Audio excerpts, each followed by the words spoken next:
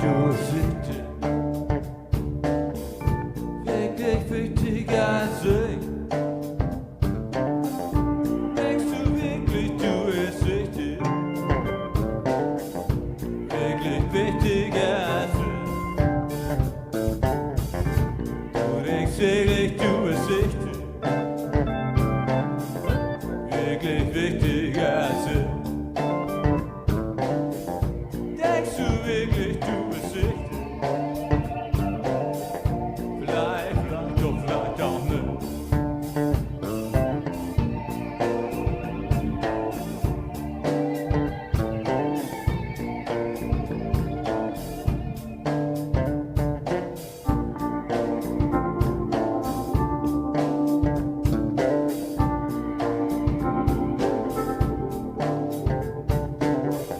Sagt deine Fans, die sind dir teuer.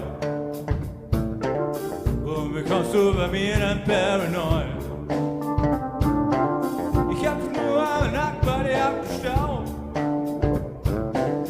Und du sagst, ich endlich deine Dienste beraubt dein Bett. Du denkst wirklich, du bist wichtig. Wirklich wichtiger Sinn. Denkst du wirklich, du bist wichtig? Vielleicht doch, vielleicht auch nicht.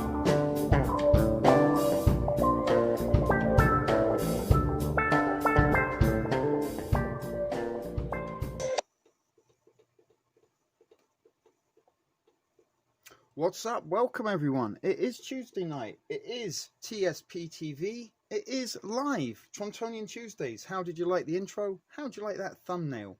Pretty damn cool, I think. Anyway, what's up, y'all? Welcome, welcome, welcome. It is, as always, a pleasure to have you here in the studio watching along with me. So welcome.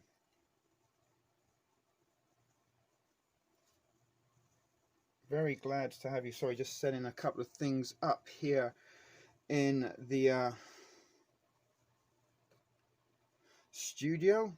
Technology is kind of against me. All right. There we go. Sorry, let me just rearrange the camera. So 4 whole people watching. Never mind.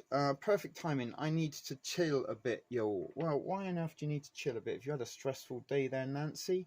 So who have we got? We got Judy, Becky, and Nancy. It's saying we got 4, but we got a silent viewer, perhaps up to 5 now.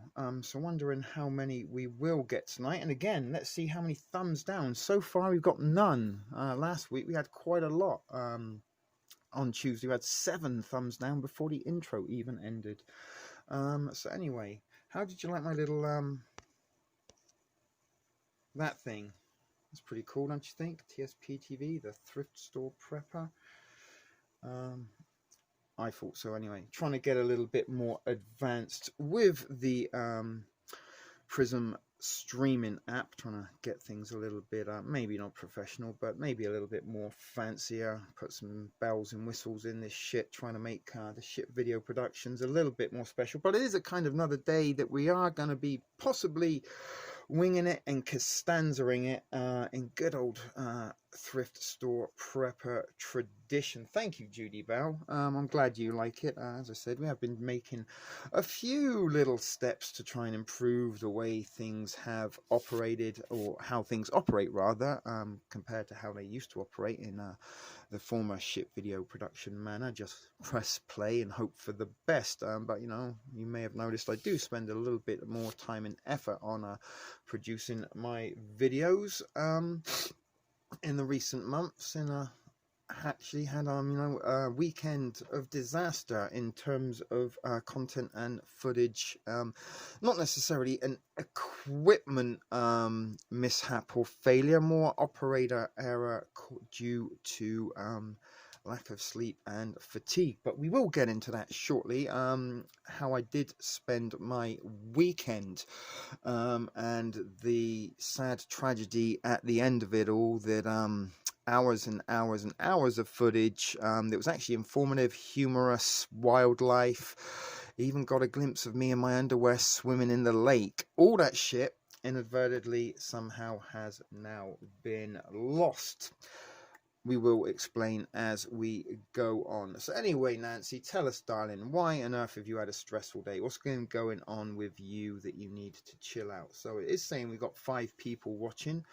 Not many people saying anything in the chat. It's all gone a little bit quiet. Do we have any technical issues or not? I don't know. Sometimes, you know, the algorithm does tend to do its own thing, as some of you may or may not be aware. So give me an emoji or a thumbs up or anything, or even a share or just one comment, just to show that we are still listening in the thrift store community chat room there. Still not getting any response.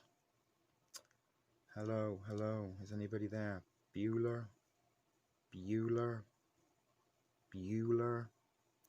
no one? Anyone? Wow. That's not filling me with confidence at all. Maybe, oh, there we go. I have to refresh my house, Shah. What do you mean refresh your house, Nancy? What's been going on with your house? Laurie, sign trying to finish my dinner. Okay, never mind. Maybe you should have gone on a little bit later. Alrighty. Okay, yeah, as I said, sometimes when I don't get any comments in the chat, I think maybe you've got some kind of technical difficulties.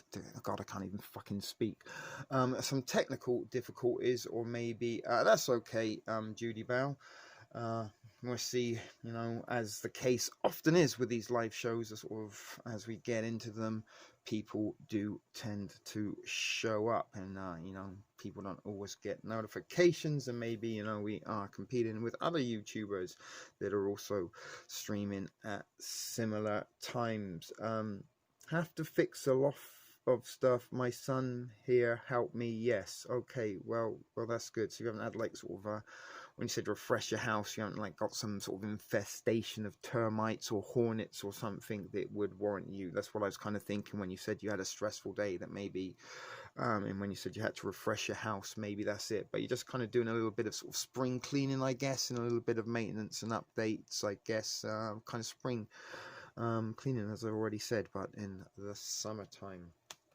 Well, that's good. At least you've got a little bit of assistance. So up to 6 people now, but still not anybody saying hello. Roaches too. Oh my goodness, that's a little bit of a disaster. Well, not necessarily a disaster, but something that you could do without, let's say that much at least. And hopefully you get your roaches and everything sorted out. 7 folks. 7 folks. I have to bomb this thing. Okay, so are they gonna have to come put a tent over your house or anything like that, Nancy? Let me know. Interesting stuff. So Judy Bell, Baby, Pamplin, and Nancy, so far the only people speaking in the chat. Oh goodness, I just kicked my tripod. So let's just wait if we can get up to 10 people before I will tell you about the exploits of my weekend, and fun, entertainment, all the good times, up until the point it almost becoming an unbearable feat of endurance and almost torturous conditions, as heat exhaustion, lack of sleep, mosquitoes and sandflies. Yeah, we'll get into it as we come, just trying to tease you a little bit about what is to happen. But anyway, I did try to make another Tea and Friends video for you all, and last week we kind of did get a little bit back into the rhythm of putting some daily content up to you. Maybe or not that was up to the regular kind of sort of content that I used to put out, but sort of forced myself back into a little bit of the routine of trying to make some videos and get into the habit of kind of, you know, producing stuff, going live, stuff like that, because it's been a little bit of, you know, I've mentioned before in recent weeks, and some of you all have kind of expressed that you've had some similar symptoms and experiences is myself, where you just kind of feel very, very lethargic, sort of have no sort of energy or motivation to do anything, and just sort of really and truly feeling like all I want to do is nap and sleep. And someone who kind of doesn't really, I have suffered in the years with insomnia, or over the years with insomnia, although in recent weeks not being out of work, sunshine, exercise, vitamin D, fresh air, stuff like that, I have kind of reverted a little bit back into a natural sleep pattern, and kind of getting to sleep at a more reasonable time in the evening, and sort of getting up a little bit more reasonable in the daytime. But as opposed to that, as I said, I just kind of have like this sort of mental fog, and almost, like somebody's kind of restraining my thoughts. If or not that's anything to do with 5G and low frequency wavelengths being transmitted into my mind, I don't know. With the day and age and the way things are at the moment in and around the world, it wouldn't put it, I certainly wouldn't put it past the elites throwing all of their dice and cards onto the table right now, as we are in just total chaos, really. But yes, to answer you, Nancy, it is my birthday. I am only a few hours away from turning 49. Yeah, getting closer and closer to the 50, although, for the past, well, pretty much since I turned about 45, I kind of sort of accepted the fact that I'm almost 50. And when people ask, I just say I'm 50, because sometimes when you sort of say, oh, I'm 46 or 47, it almost looks like you're lying. So, you can't escape it. So for the last 5 years, I've been 50, but I am actually still 1 year away from the half-century mark. Quite remarkable, to be quite honest, that I made it this far with some of the things that I have endured and put myself through over the years. Oh my, well, happy birthday. It's not quite yet, Judy Bell. We may or may not try to bring you a little bit of a live birthday bonanza tomorrow. I may or may not be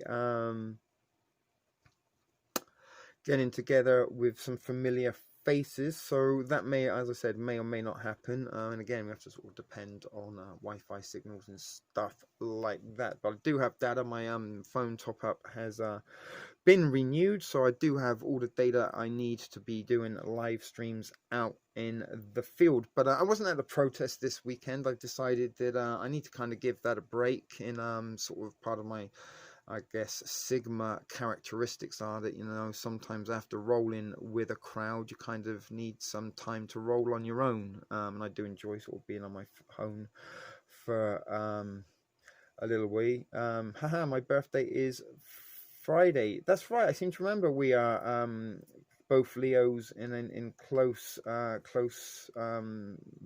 together from last year, Quine Hippie. So many happy returns to you for Friday, my friend. I did see you had some interesting stuff on the Feathered Friends video that I put up on Friday. And as I said, I did have a little bit of fun and adventure over the weekend, as I did camp out at the beach using my bug out bag and eBay EDC to create a little camp. And we kind of, although it wasn't really a doomsday type scenario role play of a bug out situation, we did sort of use the stuff in the bug out bag to build a little camp and survive for a day and a half down on the beach until, as I said, exhaustion, heat, and lack of sleep, as well as incessant bugs biting. But we will get into that a little bit more as we go on. 31st, me too. Are you also a Leo? That's right, Nancy. We have a few birthdays coming up in the next few days, I believe. So maybe we should do a live birthday bonanza. Maybe those of you with birthdays can tune in. Oh, I nearly burped. It was one of those burps that sort of come up all the way to exit and then just disappeared, baby P. Or stuck in the pipe maybe, but I did chug an awful lot of coffee today. I don't know if it's due to the humidity or the heat or whatever, or the fact that I am still suffering a little bit from fatigue after my exploits at the weekend. but it's been a couple of sticky days, and yesterday I was sort of dead to the world just because, as I said, we will try. If we get, yeah, that's half a burp, and we are trying to get to 10 people. 10 people is my, sorry, baby P, I can't always deliver. But as I said, I do kind of like to sort of get 10 people in the chat watching. We're up to 11. Okay, so that's good. Welcome, 11 people. And don't be strangers. Say something, even if it's just a little hi or an emoji or greetings from wherever you're from. So, thank you. Unfortunately, you're 80 yen. Welcome, 2112. Glad to see you, my friend. Always a pleasure to have our Quebecois, is it? That's how you say it? Quebecois connection in the house. Hello, Honkle. That's a strange name. Honk Loretta. Hello, I brought it up to 11. Thank you. Glad that you did, and glad to have you in the thrift stores this evening. Yeah, give it a little emoji, a fest from Nancy. Let's indulge her a little bit. So anyway, this weekend, talking of cool videos, I almost hate to say you guys aren't going to see possibly one of the coolest videos I've ever put together.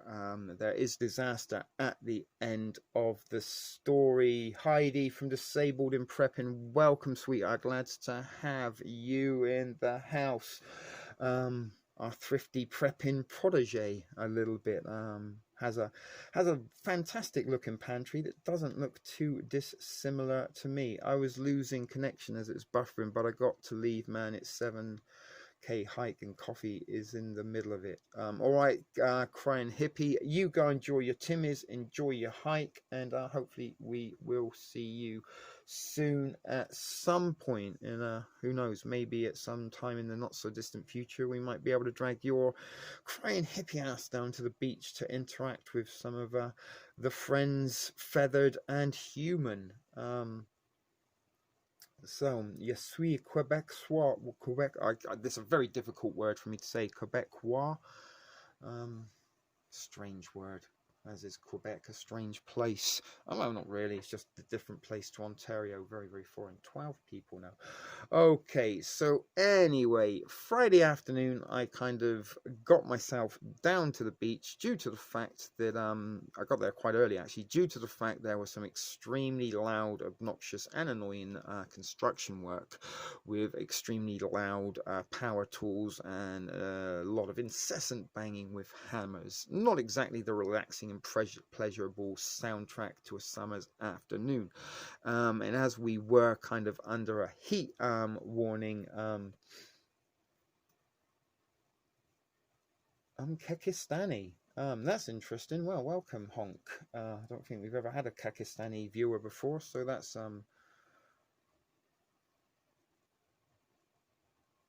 glad. Although that does look like a familiar profile picture there. May or may not be a familiar face, Jenna, perhaps, and if it is, welcome. But Honk, glad to have you here from all the way from Kekistan. Kekistani lives matter. But what was I saying? So first Friday afternoon, went down, and that's when I put together the Feathered Friends Feeding Frenzy. It was a very, very enjoyable afternoon. But I kind of did sort of bounce out of the house very quickly, didn't really grab myself any kind of provisions or stuff to sort of make myself even more comfortable for a lengthy period of time, but it was extremely relaxing, extremely tranquil, and connecting with nature and wildlife and stuff like that is something that is good for the soul. You get to ground, you get lots of vitamin D from the sunshine, lots of fresh oxygen from the leaves and on the trees and other plant lives, and Crying Hippie said something in one of his comments on that video that swans kind of have a photographic memory and will remember faces for years. And over the weeks that we have been down at the beach putting together some of those Tea by the Lake videos or Tea with Friends videos, we have pointed out quite a lot that the swans do seem to come you know, they have the entire beach and huge lake to choose anywhere that they could sleep, but they always seem to come and situate themselves very, very close to where we are camping out over the nights, or I'm camping out over the nights. And this was the case over the weekend. But as we were under a heat advisory, I thought, you know what? I don't really want to go and stand in the protest and do all that kind of stuff for the weekend. As important it is maybe to kind of stand up for our rights and our freedom, it's not going to hurt to miss one or two now and then. As I said, you kind of got to be a little bit selfish at times, and sometimes, you know, you've got to enjoy life while you can. And certainly, you know, those horrible, cold, long, dark winter months in here in Canada, when I long for heat warnings, I thought, you know what, let me get down to the beach. I'm going to camp out, and this time I'm going to bring my bug out bag and my eBay EDC, put them to the test, so to speak. You know, many of you can remember last year I did do a little bit of a series bag week where I did put together a bug out bag with items solely in fact from my local dollar store down here on King and Jameson in Toronto. But none of those items cost more than $4, and you may want to go back and check out that playlist for yourself to remind you of all the items that I put in that bag and took down with me at the weekend. Now, some familiar faces did turn up. Derek and Maddie joined me after they attended the protest, and then out of the blue, Grace just had a feeling that we might be down by the beach, drove by on her bike, and she joined us. And this was Saturday early evening. I got down there Saturday lunchtime and kind of situated myself for the afternoon, relaxed, messed around with the birds, got some sunshine. And then when the friends arrived, that's when we decided to simulate our bug out. You know, maybe you know, in the future, who knows what's going on, you might have to leave the city in a rush. You might have to leave the city with only what you can carry. Now, as much as I kind of put the bug out bag together for kind of entertainment purposes, maybe demonstrative purposes, to show you, you know what, guys, you can actually get some pretty decent equipment at your dollar store that may be, you know, useful in a bug out situation. And part of being a thrift store prepper is, you know, the dollar store doesn't just sell food preps. You know, you can, and I did put together a bug out bag from the dollar store, and as it turns out, that bug out bag did in fact serve its purpose quite well in providing us with a temporary shelter and making a little bit of comfort for a temporary base. And as I said, sort of a bug out bag isn't really designed for any long-term comfortable camping experiences like you may experience in the summer time going to the lake or the cottage or out in the woods on hikes and stuff like that. A bug out bag is exactly that. It's kind of designed for emergency. It's kind of designed you to get from point A to point B and give you enough provisions and essentials between there and then. And that's kind of what I did. I went down there, and now I had a tarp, I had some cordage, I had an axe, I had a knife, I had some foldable bowls and cups, as well as other kind of equipment, you know, firelight and stuff. We had a little medical pack. Pretty much, you know, a very, very well stocked bug out bag that cost me less than $100, probably less than $60 or $70 if I were to add up everything. And also I threw everything into a bag that I found on the street. So the kind of demonstration was, listen guys, you know what, I actually put together this sort of bag for fun, a little bit of a, you know, an interesting project, bring you some content for the channel, but is it actually practical? And I had, you know, was recording all of this. I pulled all the contents out of the bag to the amazement of Maddie and Derek, who were like, holy shit, you know, you got, not only did you get all of this stuff into a single backpack, you got all of this stuff at the dollar store, and none of it cost more than $4. And we were very able to put up a very, very crude shelter, just, you know, kind of very simple. We run a piece of paracord between two trees and laid the tarp over the top to make like a sort of Boy Scout kind of tent, in using the tent pegs and stuff that I had in the bag.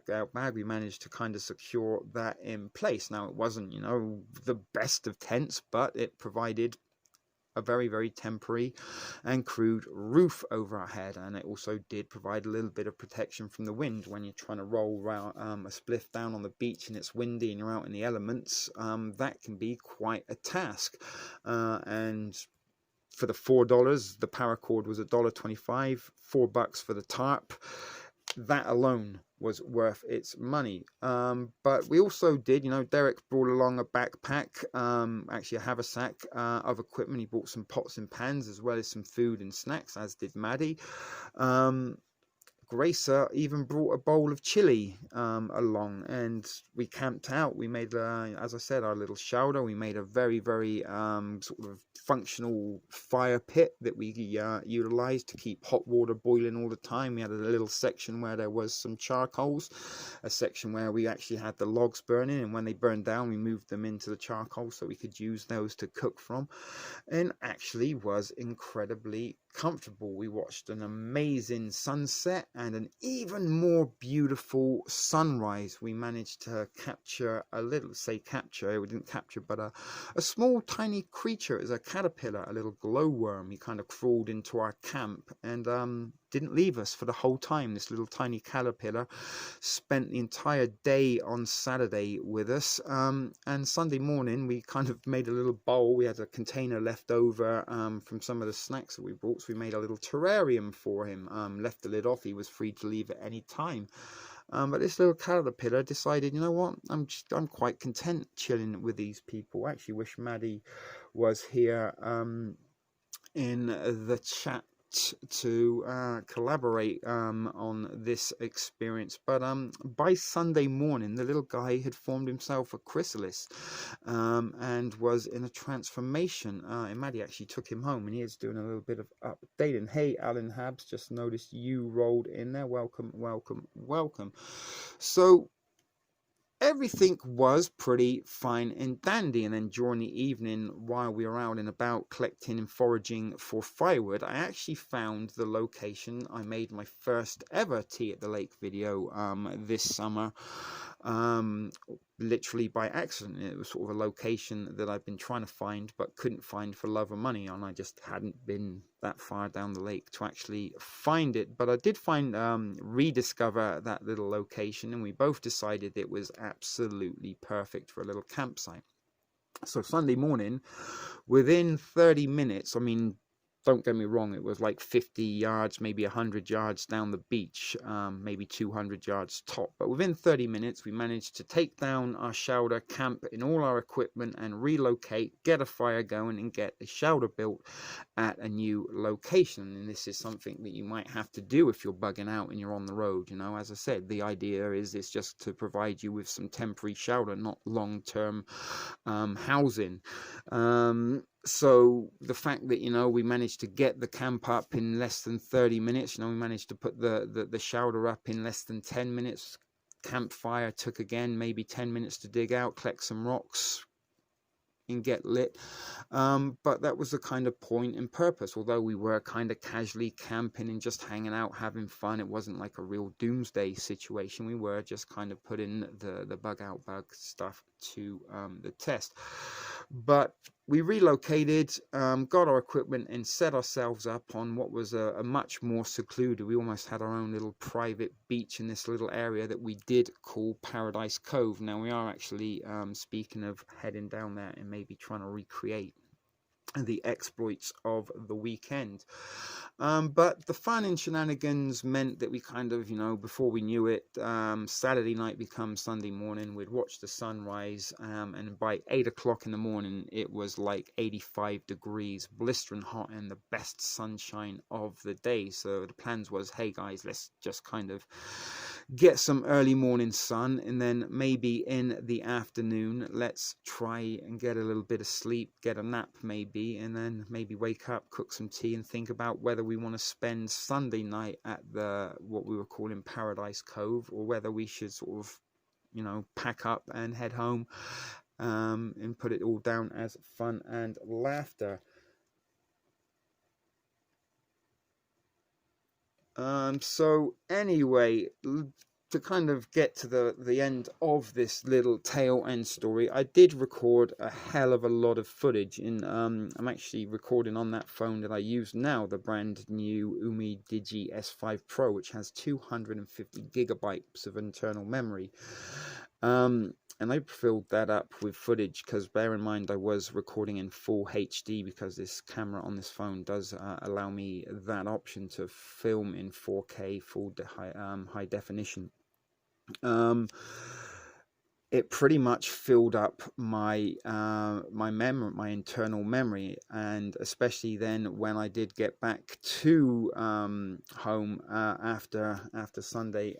But before I'm jumping a little bit ahead of myself. So anyway, the plan was to kind of sleep Sunday afternoon. We will get back to what happened on Monday with all my footage, as I'm kind of guessing you already know.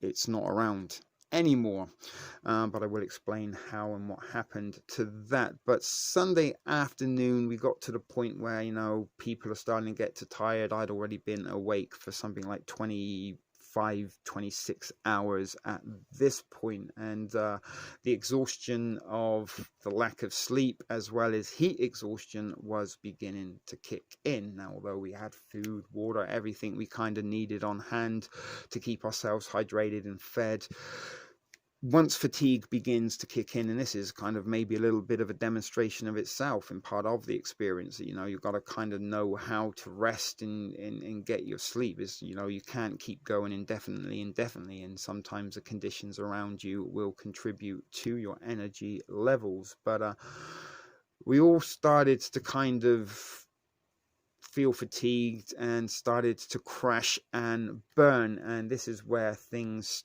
stopped becoming pleasurable and started to become a little bit of a feat of endurance, and almost to the point they become torturous.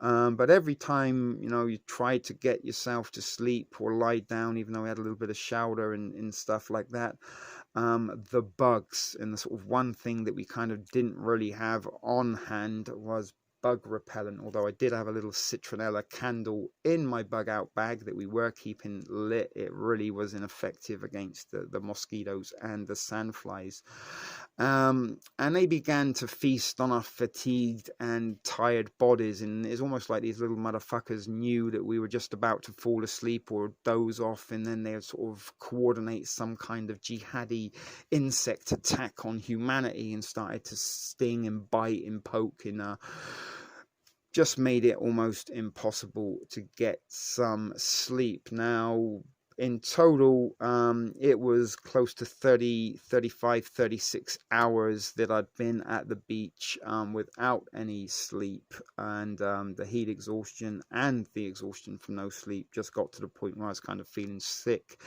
exhausted. I had a migraine coming on. I couldn't really function, think, or barely stand up. The lucky thing was it was only like 20 minutes, less than 20 minutes from where I live. Some of you know how close I do live to the beach.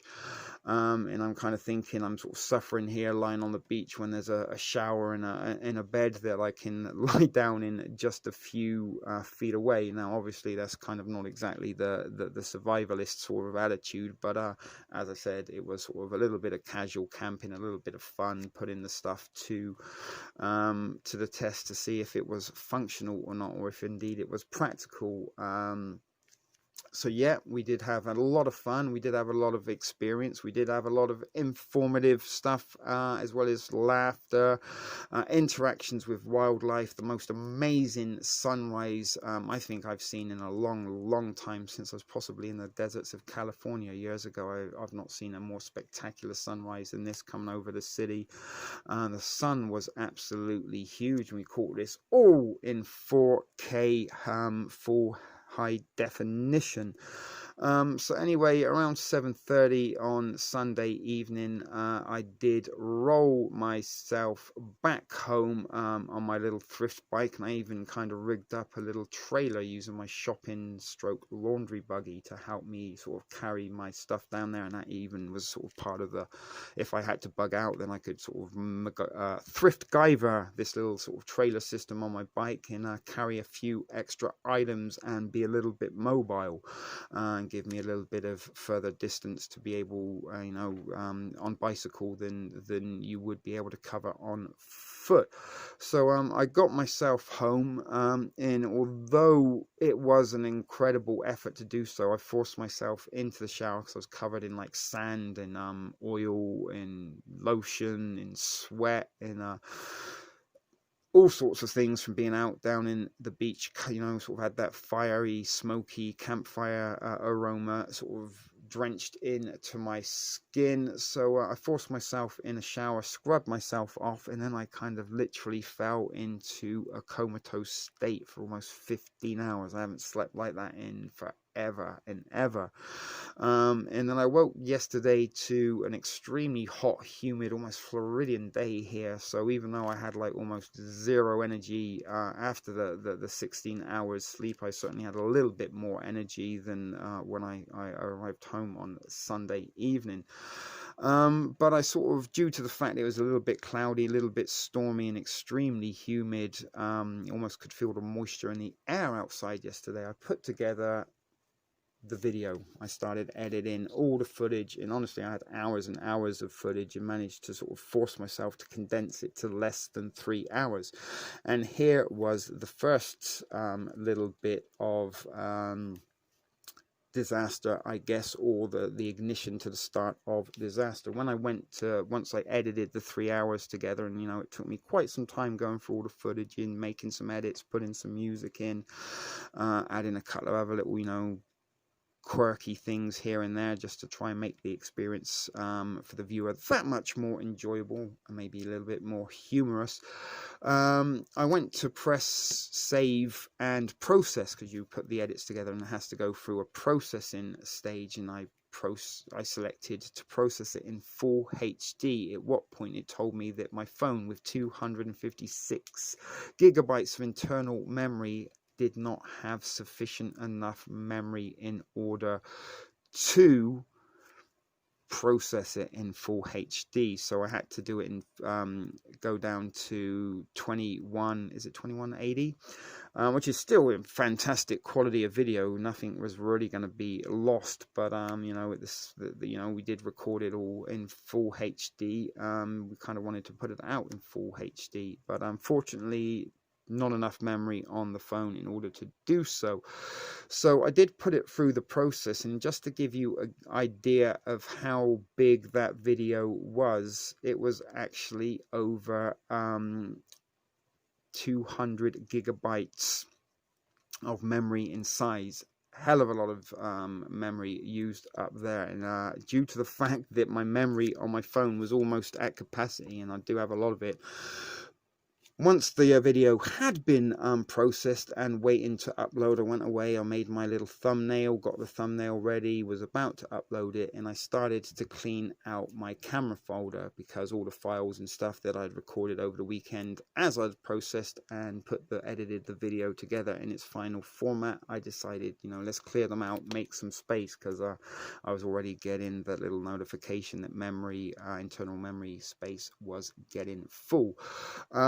And somehow in that process, again, lack of sleep, feeling extremely tired and fatigued, as well as aching, spending sort of 36 hours awake, foraging for firewood and stuff like that, was a little bit of an endurance feat, but it was incredibly fun until it kind of wasn't anymore. But anyway, in the process of me deleting my files, I inadvertently deleted the final edit, the director cut, so to speak. Although we still have the experience in memory, all the experience that I captured on film for you guys to enjoy and experience, and there was a lot of kind of informative stuff in there, as well as enjoyable viewing stuff, has been lost, and that's sort of the second time in recent months I have kind of lost content that I was intended to upload, and again, content that I had spent a little bit of time and effort putting together for you all.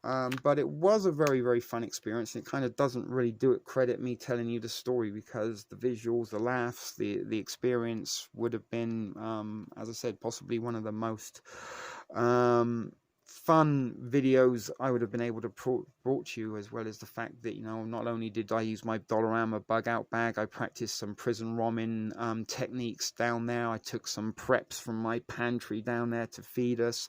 It really was, you know, a dummy run, dry run scenario, using a lot of my preps that I put together over the months on this channel, and it was very much a demonstration of practicing what I preach. I like to think that here at the thrift store we try to give you reality. I give you a lot of thoughts and opinions. I don't try to ram what you need to be thinking or believing down your throats. And I say, come one, come all, let's be excellent to each other. But I do try to be real as I can. I don't like to manufacture reality.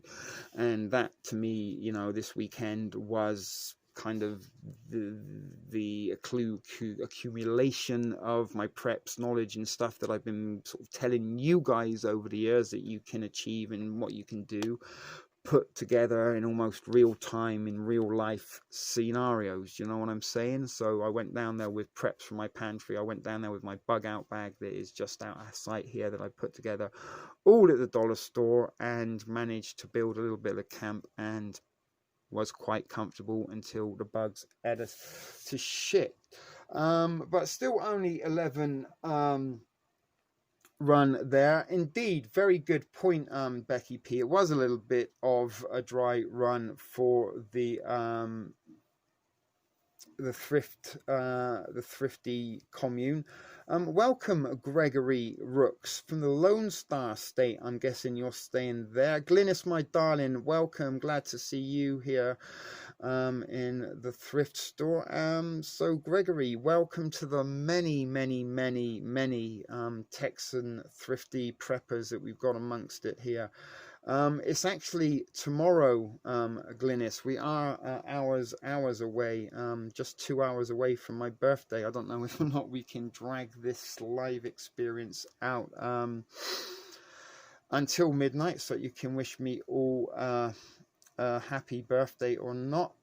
Yes, Trip, welcome to you, my friend. Always glad to have here. It was a real and raw camp experience. Now, it was a little bit of camping, casual camping, fun down on the beach in a summer's night.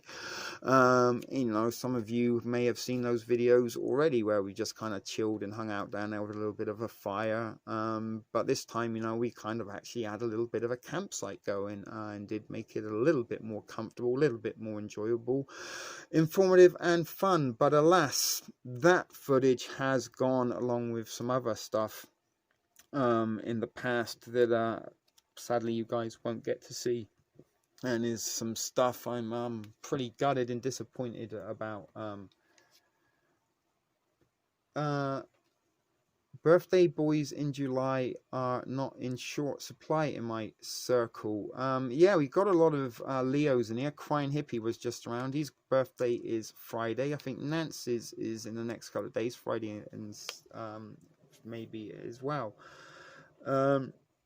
I'd never been on a camping trip where I didn't sleep. Well, this was the thing, you know, we were kind of enjoying it. Saturday night would have been a time to maybe get a little bit of shut-eye, but we were having you know, a lot of fun, hanging out and laughs and stuff. Before you know it, the sun's up. So, you know, maybe that is a learning experience in itself, that, you know, we are bugging out. It is important to maintain your rest, but as I said, guys, it was kind of like casual, and we weren't kind of really simulating a doomsday zombie, you know, end of the world type apocalyptic bug out. It was just, hey, you know, you could in fact go on a camping trip if you wanted with my little Dollarama bug out bag, and probably less money that it would cost you from a tent. You would have a very crude and primitive shelter, but for that camping experience, you know, you could enjoy it just as much as you know, is having all the expensive fancy equipment. Trip, oh my god, happy birthday to Trip. Hang on, I've got some of those. Let me try and get some of those little things up. What am I looking for? I know I've got birthdays somewhere. Oh my god, love, congratulations. Here, happy birthday. This is for all the birthday people. Oh, I can't use that one.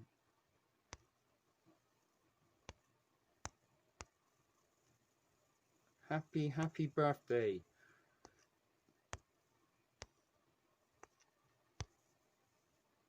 This is the wonder of the Prism app. Hopefully they'll work at some point. I'm trying to use some of these little things that make come up on the screen.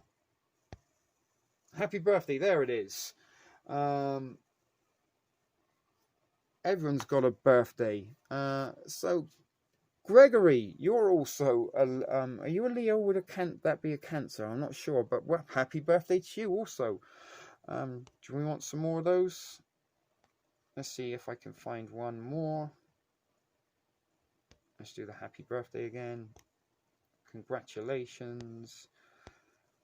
And just because, if I can find them again, the tumbling turds. Awesome. One more time, the tumbling turds. So happy birthday to all the July birthdays there. So Gregory, if you may be so kind as to answer how you found the thrift store tonight. And as I said, we do welcome newbies to the thrift store community, and certainly if you are from Texas, then God knows, I think we've got more Texans in this chat than anywhere else.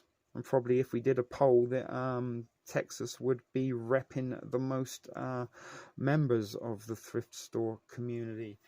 But I'm guessing maybe you are a little bit of a truther prepper yourself. That might be how you found us this evening. And as I said, we always do like to... the lovely Anika, well, she is a wonderful person. So if you're friends with Anika, then obviously...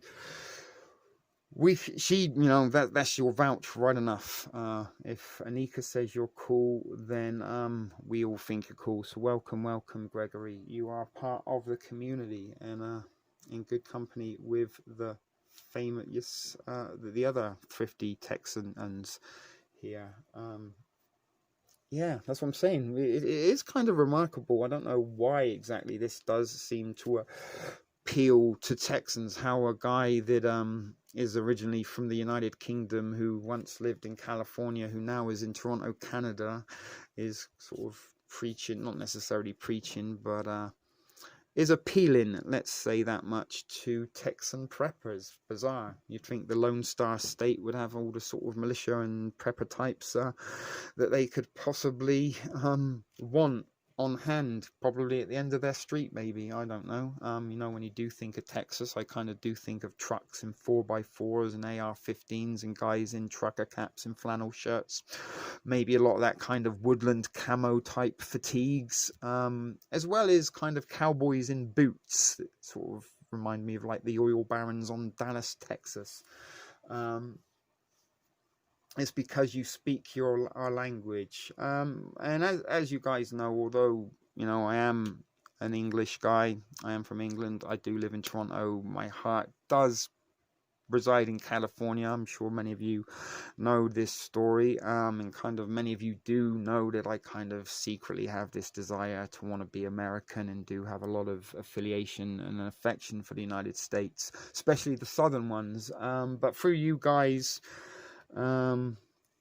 Texas is somewhere that I kind of live vicariously, and one day would love to be able to set foot on that soil and maybe break bread and eat some prison ramen with you all. And who knows, we were talking a little while ago, for quite some time last year during spring break, about having thrift stock, and I can only imagine how enjoyable some of these lakeside experiences. I'm not saying that they're not enjoyable, they've been incredibly enjoyable, and possibly some of the most fun I've had in years, literally since I've left California.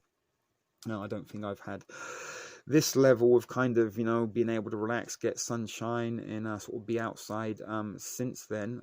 So, it is kind of in some ways very refreshing, very recharging to the soul, but at the same time it does kind of sort of conjure up a few lost and forgotten feelings and memories, and kind of will and trigger a few of those PTSD symptoms that the deportation and the incarceration did leave me with, that ended my little adventure down there in Southern California. But as I said, guys, I would love once to set foot in Texas. It is a place that I've always had kind of desires to leave. But as I was saying, that we were talking about having thrift stock and maybe have a little meet up, and Judy Bell was one of the first that was ready to jump on a plane and get up here. And I even think Anika and Almal were talking about road tripping, and maybe trying to pick up Nancy from Louisiana on the way, because we got to forget that we cannot forget our favorite little Cajun down there on the bayou in Louisiana.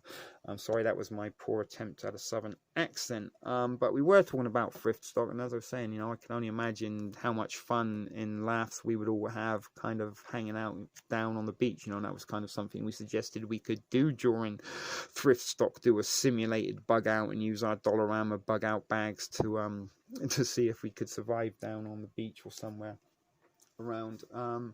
It's the spirit of independence. Well, believe it or believe it not, my mother has spent quite a lot of time researching with our aunt, although she's not a real aunt. She's kind of just one of those family friends that is so, once upon a time, if you have that, your mum's best friend was your aunt kind of thing, or your next door neighbor was your auntie, even though she wasn't related. That, what I'm talking about. But she's that kind of aunt to the family. But my mum and her have been doing a little bit of research into our family tree, and on my mother's mum's side, my grandmother, if we go back, my great grandfather, I believe, was John Marsh, who was part of the founding fathers and the revolutionaries, and I actually believe in Connecticut, possibly, or it's either Connecticut or Massachusetts, I'm not sure which one. There are statues erected to him, so maybe the monarch programming and things passed down from DNA generation to generation might be explanatory for my kind of revolutionary spirit in my kind of affiliation or longing to be sort of in the United States.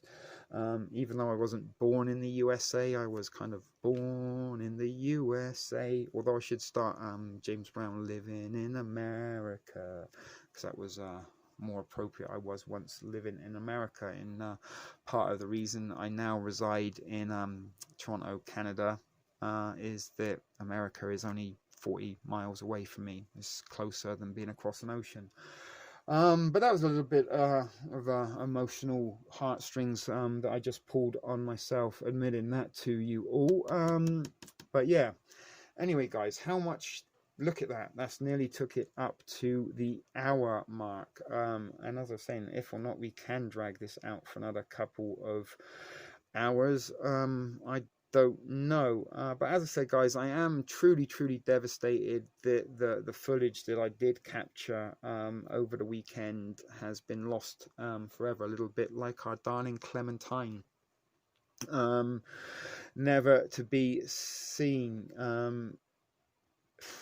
Yeah, maybe I should at some point, but sometimes, Trip, I'm not gonna lie, this is why I sort of mentioned earlier, and sometimes I find myself during this sort of, we have had a little bit of a heat wave this summer, although it did take a while for summer to truly arrive, or to, we kind of missed spring and sort of fast tracked into summer, but we have had a pretty much a heat wave going on since around sort of mid-June, and due to the fact that I've not been in work, I've been able to spend pretty much each and every day outside.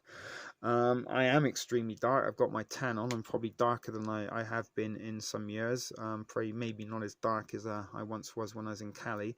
But some of those, when you sort of shut your eyes and you kind of smell that kind of skin burning, beachy smell, and you got the sort of sweat and you can feel the heat, it kind of does transport me to elsewhere. And then maybe during that time you might hear a piece of music in the background or something that might bring some memories. But I was very happy just being outside when I was in the warmer climates down there, and sometimes it really I try not to talk about it, because it will just trigger a series of thoughts and events that will ultimately lead to the dark and tragic end of that adventure, and what practically sort of was a life sentence for me, in the sense that it ended my life south of the border in a place that I kind of for the majority of my life had always wanted to be in living.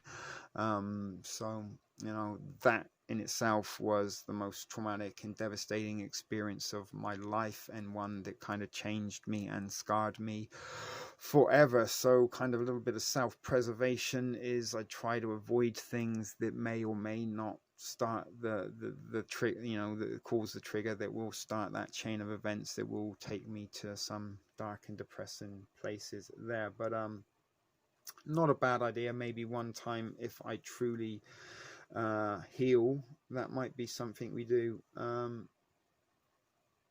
Cue the gussets. Yeah, so maybe we should start thinking about wrapping this up in the next few minutes, or not. And maybe I should sort of get my smoke on and enjoy the last few inhalations of THC as a 48-year-old, as I do transform into 49.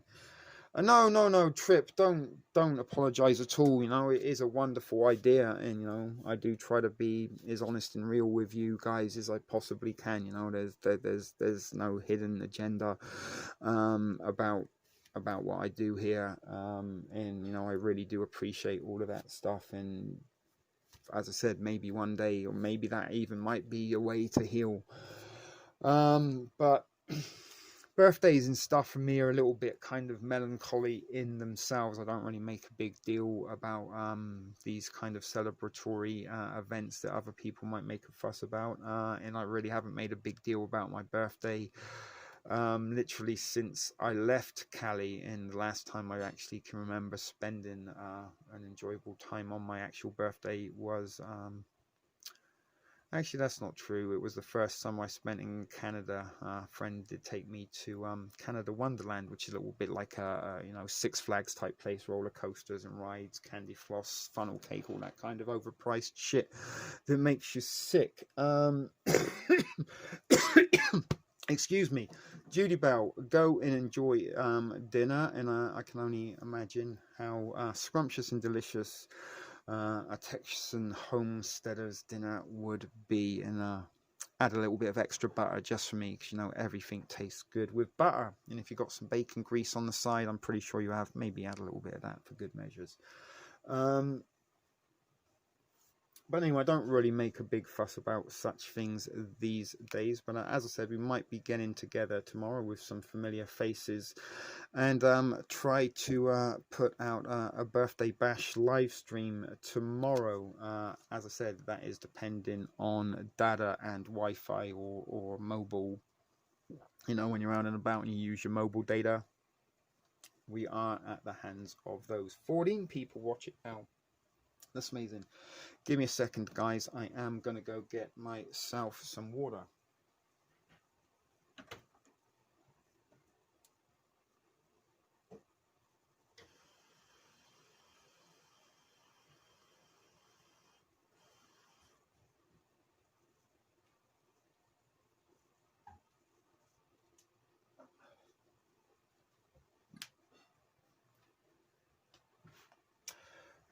No, we don't got any thumbs down, I just noticed, Maiden.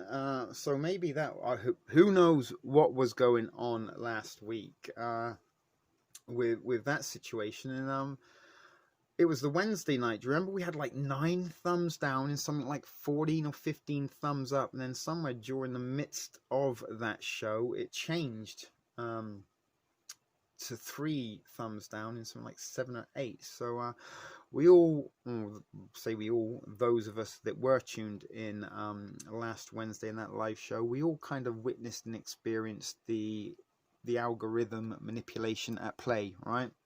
And something I do talk about a lot is the algorithmic behavior, the shadow banning, the passive censorship, and the fact that some of my recent videos, I've had comments, and a few of you say that the volume is very, very low. Well, you know, when I upload it and edit it and record the videos, at the point of upload, the volume is good. And even when I watch my side on my, on my device, the volume seems fine, but some of you out there have been saying that the volume is low. Now that is not because I set the volume low. I don't do anything. In fact, there are no settings on my phone that I know of where I can adjust the microphone. And something else you also need to be aware of as well, that microphones on cellular phones are extremely what's the word I'm looking for, they can pick up lots of things, right? Because they listen to us all the on, they trace us, they track us. This is how they kind of put things on our Facebook feeds that we were talking about a couple of days ago, right? This stuff, common knowledge, you should all be very familiar with this. So the microphone is extremely sensitive and can pick up an awful lot. So when you have a phone with, you know, a full HD camera, artificial intelligence, all this stuff that is designed to make the video experience, you know, is almost perfect as it can be. When you put something through the upload stage on YouTube, it then processes. So it goes, first of all, that it uploads the video. Once the video is uploaded, it then goes through a processing stage, and this is where they decide if they're going to shadow ban you, passively censor you, or manipulate. Thumbs up, thumbs down, stuff like that, right? And you guys, you know, this isn't me being paranoid or making up conspiracies. This is shit that goes on. It's actually some stuff. I spoke to a couple of fellow YouTubers down at Queen's Park, Scuba Dracula and Good for All in particular were two guys that mentioned that they were noticing that they had like videos. It seemed to be, you know, they kind of had a number that was kind of like the, you know, when you get a car from the rental company and it kind of has a restrictor on it, so you can't go over 70 miles an hour. A little bit like that. They kind of put a restriction on your video, so it's not going to get more than 78 views or some shit like that. We also notice how, you know, I get a subscriber one day, two subscribe the next day, somebody subscribes the day out. You know, it's just the revolving door of manipulation of the analytics. But that is something I am looking into possibly investing in the future. Would be a little bit maybe of a mic that I've kind of seen some pretty cool ones from the other guys that have been YouTubing and streaming stuff down. There's a couple of people that have sort of some professional looking equipment, but you can get a little kind of it's like a little, you clamp it onto your phone and plug it in, and we'll give you a sort of professional mic. So that is something that possibly, you know, I've got my decent tripod now that is almost of a professional standard. So we've moved away from a candle on a rubber band. We upgraded to a simple selfie stick, to a couple of actual kind of bendy tripods. Baby P sent me a little Christmas present and a tripod some months back that I was using up until I upgraded. So that is possibly the next thing. I also have the fancy laptop that I actually haven't really been using it that much because I've been outside quite a lot in the last few weeks and months, because of the weather being nice. So I haven't really sort of felt like looking in, but it has been a lot sort of easier when I have played around it and done some sort of navigating and things like that. And maybe in the future I will be able to learn how to use that in order to make an even better streaming experience for you all. Welcome, Pinehaven, glad to see you join us this evening. It's been a little while.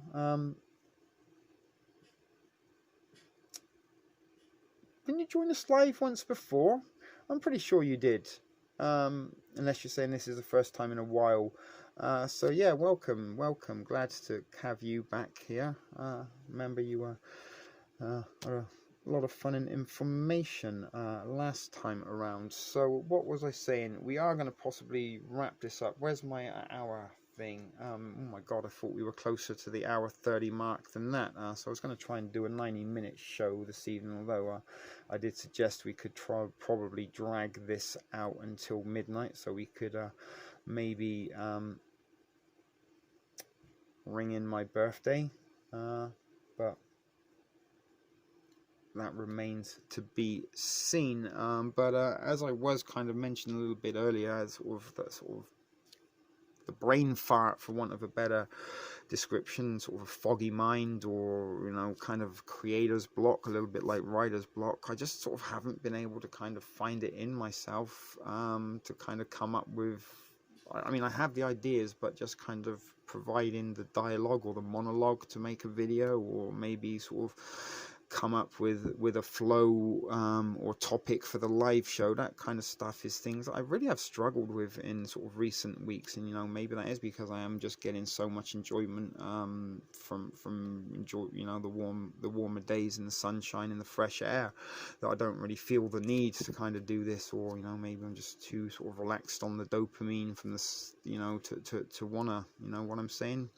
Might be a little bit stoned on the dopamine that is preventing me from being creative. But it's also something that may be a result of frequencies. We did mention in my recent Bluebeam video about how they will, or the intention to use low wave, mid wave and short wave and long wave frequencies to sort of penetrate the mind and implant thoughts or disruptive kind of electrons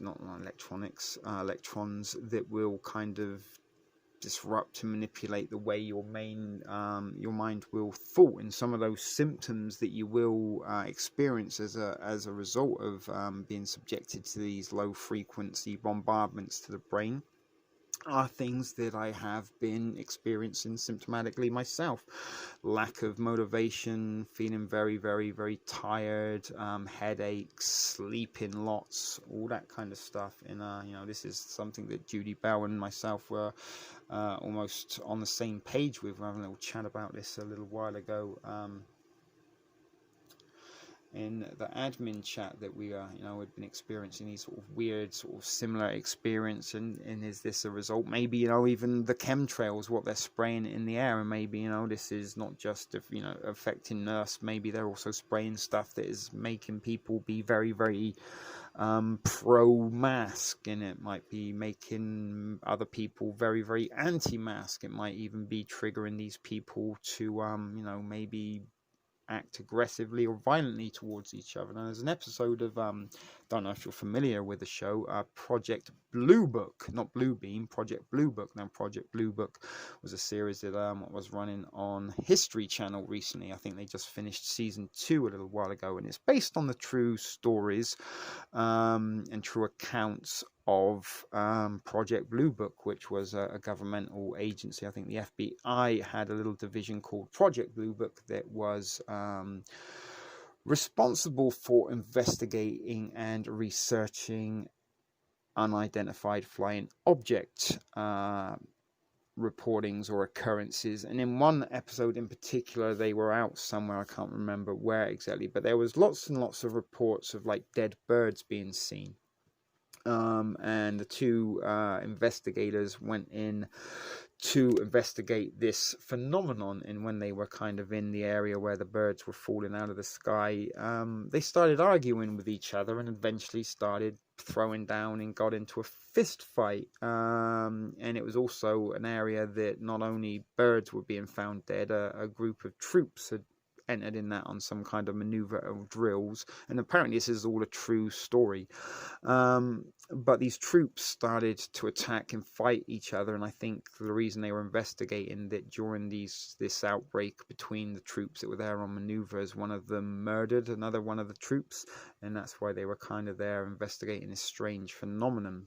But they were bombarding this area with a frequency that caused the birds, when the birds flew into that area, it caused their minds, because of this frequency that was kind of triggering aggression. So when these birds flock, you know, they were in a flock flying, they hit this little area where they were kind of deploying this frequency, they started to attack each other until the point they killed each other, and that's why there were so many dead birds there.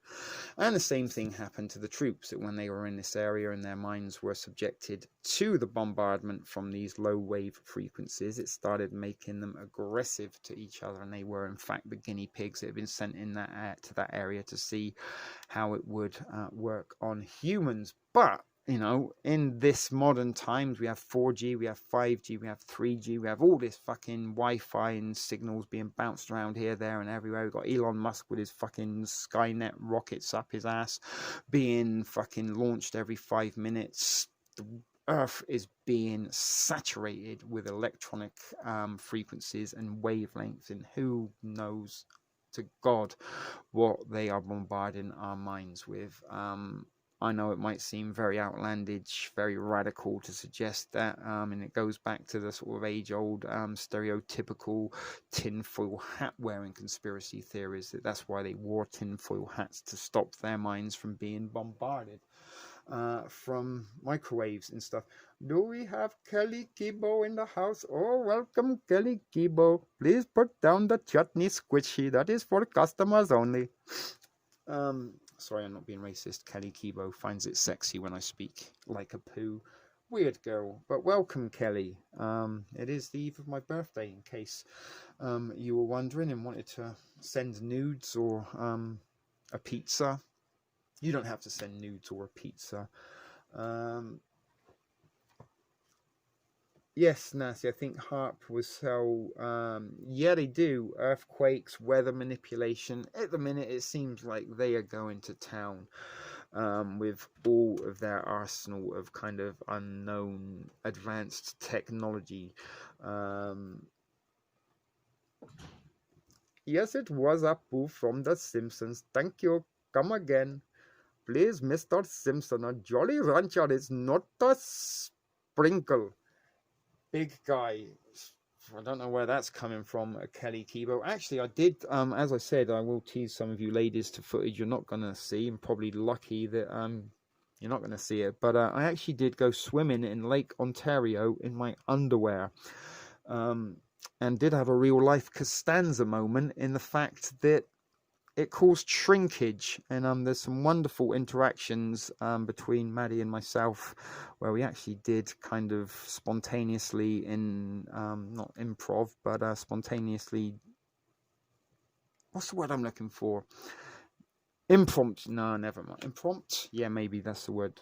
I don't know. Maybe that's the same word. But anyway, we broke into the shrinkage routine between George and Elaine from that classic episode. But yeah, I did go swimming in my underwear. And some of you ladies are going to miss out on me as submerging from Lake Ontario, all wet, dripping in some very tight fitting boxer shorts.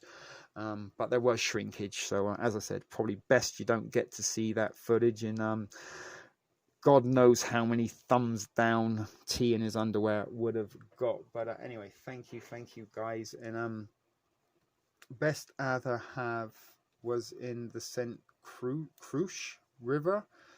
Yeah, there's something about being in the lake and in the ocean. Again, a little bit like grounding. It is a natural source of water, and the elements, the earth, the water, the wind, the fire. We had all of these things in close proximity during our little camp out over the weekend. Yeah, there will be shrinkage if you do go in the water. That vein in your right arm, what are you talking about, vein? I mean, is that one there? Veins and shooting up, that's something that you may not want to be putting into chat. The algorithm's going to have a hell of a lot of fun there. I don't know, does churn your butter, is that a bad thing? Like butter churning, is that like making your what's up, Taku Funky 777? So it makes you feel, should I hide it? I don't want to make you upset and churn your butter. Is that like kind of tossing your cookies? I don't know. How are we doing for time? Do you want a game of shitty cards? Anyone feel like playing shitty cards perhaps? Or should we save that for another day? We don't need to get too...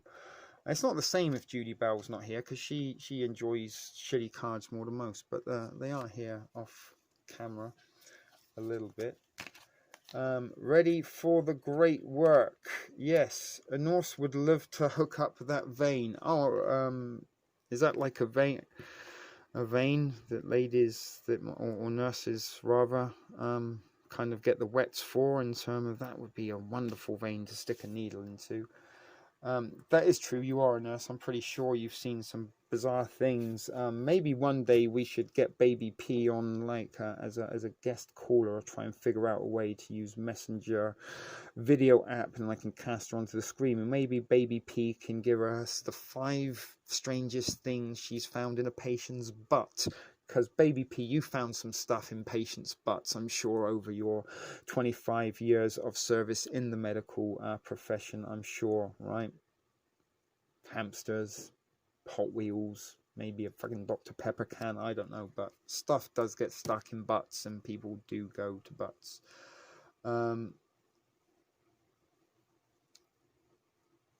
Yes, I did take the slingshot. I bought both of them, Trip. We weren't gonna try and kill wildlife, because I actually do like wildlife. But you know, in an emergency, if I really, really was hungry and I had to shoot a duck with my slingshot, then you know I'd give it a go. But yes, I did take the slingshot out there. Maddie loved the slingshot because it was a cat, and she's got a little bit of Egyptian blood in her. Say a little bit, a lot. She's half Egyptian, half Ethiopian. There's a fiery mix for you right there. But yes, Trip, I did take it camping, and we did get it out. And I did shoot a stone into the lake with it.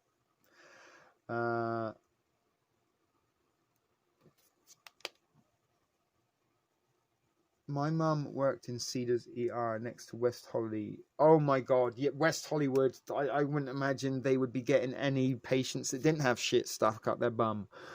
To be quite honest with you, West Hollywood is a very, very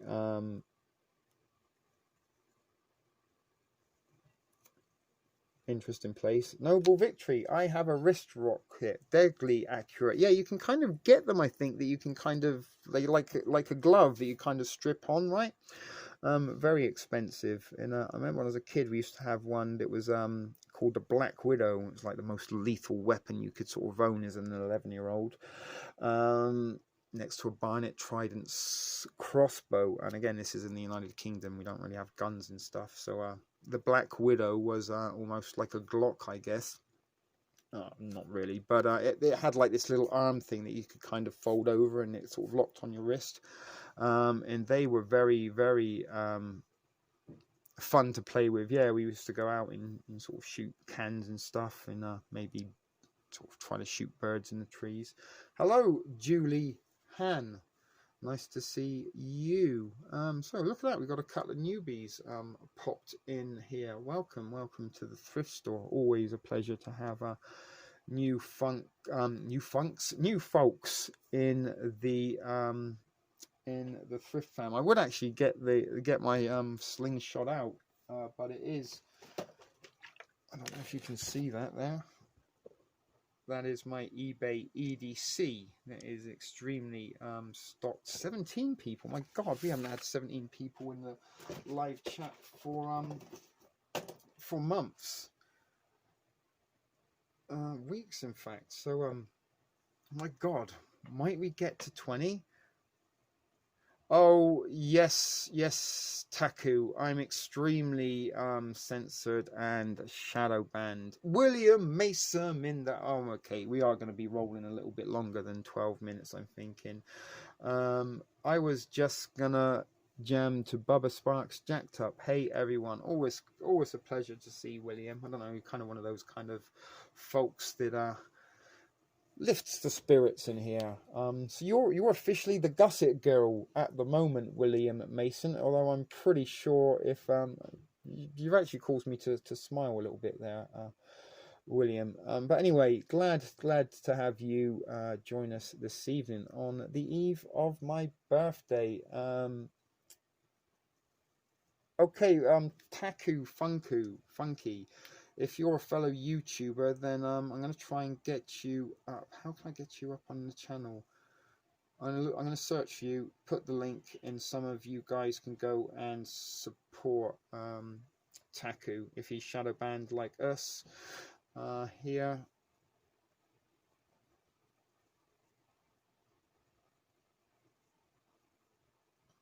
I'm trying to find your channel. Bear with me, guys. I got you. You got Into the Matrix. Just look at That's you there, right?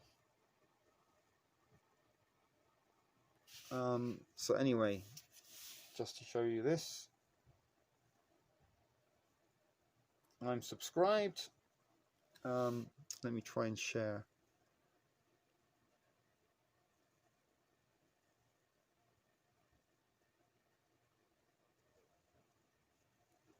All right, guys, I'm going to put the link for you. Go show Taku some love. A shadow band YouTubers got to stuck together. Banana, banana, banana. So there you go, guys. I'll give you a couple of minutes to go and show some support to Taku. Where are you?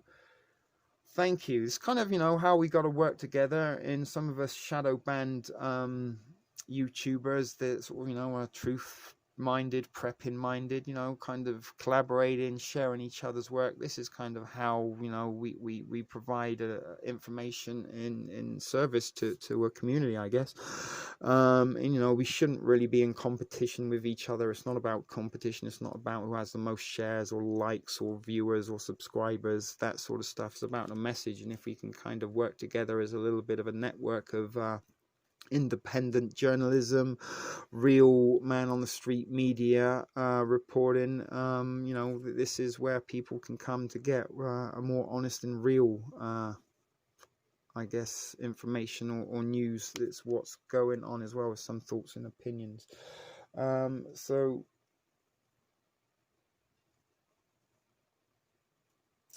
yeah, well, William, the asteroids, the UFOs, you know, I've been doing my little sort of side series on Project Bluebeam every sort of month or so. I try to bring you a new Bluebeam video because there's just so much going on. And just yesterday I actually read an article about Canada this year. 2020 has been the record amount of UFO sightings in Canada.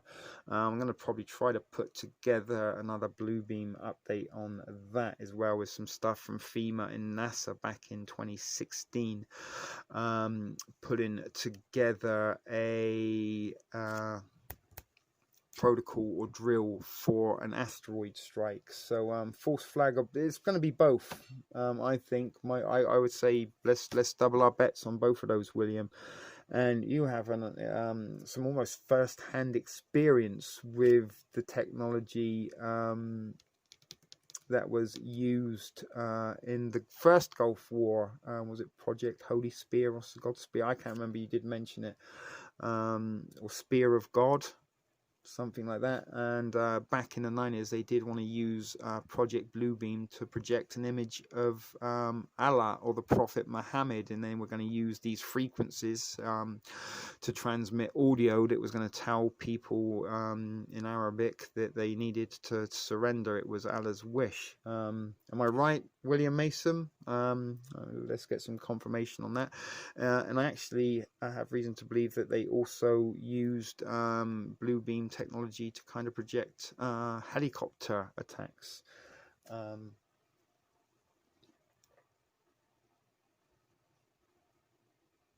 Subliminal frequencies, indeed, noble victory. So guys, how have you kind of found TSP? This is to the newbies, because we always we don't often get kind of newbies to the thrift store. And it's always very curious how you guys kind of came to find us tonight. You're welcome, Taku. As I said, we kind of do try to support fellow YouTubers who may be, you know, trying to share the same message, you know, and no one person can see everything. No one eyes can see the all. No one's ears can, you know what I'm trying to say, can hear it. So you know, the more people that we have on the same page, wow, the full HD, I've noticed, I think. Happy, thank you very much for the birthday wishes as well, guys. Welcome there, much appreciated. And thank you. I just see Taku, you shared my video. That is fantastic. As I said, a little bit of solidarity and support there for the Truther channels. So let's keep this rolling a little bit longer. So as I say, yeah, Ow, hey, humanity rising. Letitia, oh my goodness. So much has happened to Letitia since the last time we saw her on TSP TV a few weeks back. Sings a lot. Hey, baby girl. Glad to see you. The gussets are rolling in full force. We're just saying we might be wrapping this up. But little Letitia, humanity rising. Bless you. She went viral. Some 6 million people have watched a video of her at the hospital that's just around the corner. It's like literally 3 minutes from where I live. A video that a hospital that I've actually featured in my Film Your Hospital series back at the beginning of this pandemic. I went out on about in Toronto and recorded a few of the hospitals. But St. Joe's around the corner from me now. Letitia, do you mind if Letitia as well? We got to go support her. Hold on a second. I know I've got you on my subs list. If you haven't subscribed to Letitia, please go and do so. I'm going to go find her channel for you and put that in the description. Here she is. And yeah, oh my God. So one day she went to the hospital with a broken finger. Hey, you've got 500 subscribers. Awesome. You had like 20 or 50 last time I shared. I saw you there, and we did help you get a first of a few of those your first few subscribers on the board. That's what I'm trying to say. Getting a little bit tongue-tied there. So guys, let me just pop Letitia's channel, Humanity Rising, over there. And for those of you who don't know, that was the Hoppy Prophecy lady that some of you loved. I know Nancy loved there. Kelly Kibo, that is amazing. Thank you very, very much. Actually, maybe I might just gratuitously pass around my tip jar if I can find it. Oh, hang on. Bear with me, guys. If anyone feels like buying me a birthday pack of smokes or a birthday drink, then that's your opportunity to do so. And bear in mind, I am a broke-ass honky that is out of work these days. 17 watching. Can we get to 20? That would be... Let's... Almal, Anika. Who else can we think of? Alias. Jasper. Maddie. Oh my God, Maddie, you've missed my reaccount of our weekend. And unfortunately, the disaster that I accidentally deleted all of our footage from the weekend once I'd painstakingly put it together and edited it with beautiful music and slow-mo seagulls and swans landing on the lake. Oh my God, it was probably one of the best videos I kind of ever made, and not shortly after it was completed, somehow through operator error, lack of sleep and fatigue, and the fact that we run ourselves to the point of exhaustion at the beach during our simulated bug out, I deleted it. But Maddie was there. She was pretty much not from the start. I was there about maybe 5 or 6 hours before you and Derek arrived. But thank you guys for subbing Letitia. And I was just about to tell everybody what happened to Letitia. So anyway, she was at the St. Joseph's Hospital, which is literally at the back of my place. I could almost walk there now and show you it, but we might lose connection to the stream. But anyway, she went there with what was you. Did you break your finger? You caught your hand in the car door somehow. A little bit of an accident with your little one, I think, if I'm right in thinking. But anyway, Nurse Karen, security guards, and goodness knows whoever else. Poor lady had a very, very traumatic experience down there at St. Joe's, and they refused to treat her because she wasn't wearing a mask. And although she was trying to express her rights by bylaw that, you know, states that if you have a medical condition, you're not required to wear one, yada, yada, whoop-de-woo. Anyway, the video of her experience at the St. Joseph's Hospital, just around the corner from me, and Letitia has featured on quite a few of the live broadcasts I've done from the protests down there at Toronto, and on more occasion than one, when Letitia has been broadcasting live on Facebook, I've kind of been stood right next to her recording live on YouTube, and on more occasions than one, you've actually heard Letitia's commentary in the back on my videos. You know, one of the people that I've become a little bit close to and has become a friend through this experience. And sort of one of the silver lining of all of this is, you know, the people like Maddie, the people like Letitia, Grace, and Derek, and Robin, and some of the others, Rob. You know, they've become friends, and you know, it's good to do that, and it's good to socialize with like-minded people. But within hours of this video of Letitia at the St. Joe's Hospital, and this quite daunting experience where, you know, security guards and this big butch,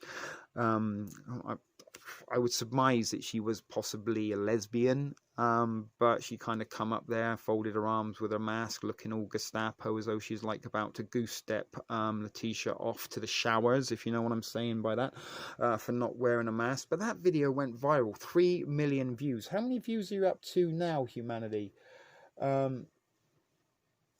That's it. Thankfully, it was just sprained. Kelly, yes, I think I do. I might even be subscribed to you, Kelly. If we can get some love for you, we can. But since then, the weeks that followed, Letitia was reported in the English press back home in my home country. A couple of newspapers run the story about a poor lady in Toronto who was attacked by nurses and security guards. Not to mention, she's been on local radio, local news broadcast, and has actually become internationally known. She's even had other YouTubers go out of their way to make unkind and hateful remarks about her in hurtful videos, as well as quite a lot of backlash from haters and trolls since then. But we have been, you know, those of us that do love and support Letitia, we've been kind of standing by her through all of this. And as I said, a little bit of support for her. Very, very brave, knowledgeable, and lovely individuals. Letitia is a prime example of what humanity should be about. Very fiery and passionate individual. And as I said, part of our little Toronto truth crew here. Kelly Kibo, sorry darling, let me see if I can get you up. Not in a sexual way, unless you want me to be speaking dirty to you in an Apu accent. Please deposit $99.99 into my PayPal account, and I will send you the link to the private chat room, where I will say really raunchy things to you. But anyway, Kelly Kibo.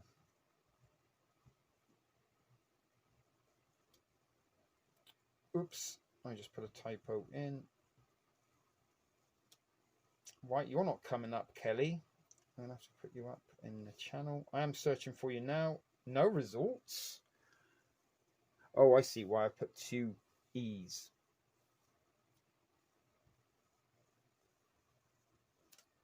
I got you. All right, guys, bear with me. Yeah, I am subscribed to you, Kelly. I knew I was.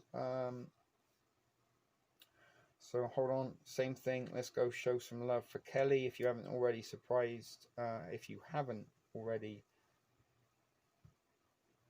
subscribe, oh, that's why. Please do so. Show some love and support over there. Yeah, they were calling you some very, very unkind things, Letitia. 6.1 million views. That is unbelievable. But when I saw that you had made the Daily Express in England, I'm like, wow, you go, girl. You are international now. We are. When we kind of could do with more Letitias, and maybe a little less Kangen water, perhaps. But anyway, I had already subbed. I know a few of you did sub to Letitia when she kind of just started out on a little YouTube adventure. So good for you, Letitia, getting up to 500 subscribers on your own. I'm guessing sort of any publicity is better than no publicity, and is a result of you going viral. I'm pretty sure you did acquire quite a lot of support that have now subscribed to you.